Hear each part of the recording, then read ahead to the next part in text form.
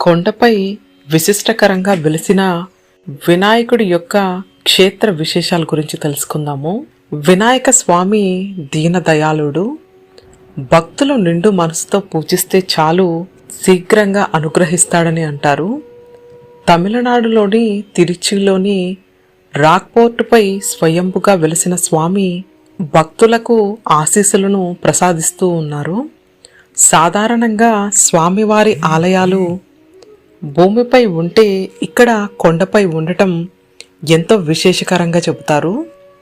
స్థల పురాణం ప్రకారం సీతను బందీగా ఉంచడాన్ని రావణుడు సోదరుడైన విభీషణుడు తీవ్రంగా వ్యతిరేకిస్తాడు. వెంటనే రాముని వద్దకు వెళ్ళి ఆశ్రయం పొందుతాడు. యుద్ధంలో రావణుణ్ణి శ్రీరాముడు సంహరించి విభీషణుడు తనకు చేసిన సాయానికి గుర్తుగా రంగనాథుని విగ్రహాన్ని రాముడు తనకి ప్రదానం చేస్తాడు. అయితే విభీషణుడు అసురుడని, దీంతో దేవతలు రంగనాథ విగ్రహం శ్రీలంకకు చేరుకోకుండా అడ్డుకోవాలని నిర్ణయిస్తారు. ఇందుకోసం గణపతిని ప్రార్థించగా స్వామి ప్రత్యక్షమై వారి కోరికలను తీరుస్తానని మాట ఇస్తారు.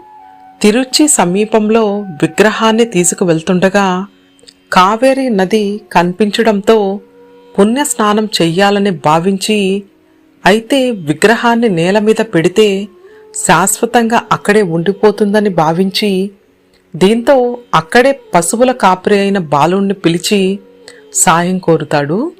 కొద్ది సమయం మాత్రమే తాను విగ్రహాన్ని పట్టుకుంటానని, సమయం ముగిసిన తర్వాత భూమిపై పెట్టివేస్తానని బాలుడు చెప్పడంతో అందుకు అంగీకరించిన విభీషణుడు విగ్రహాన్ని అతనికి అందజేస్తాడు. బాలుని రూపంలో ఉన్నది సాక్షాత్తు శ్రీ వినాయకుడు కావడం విశేషం.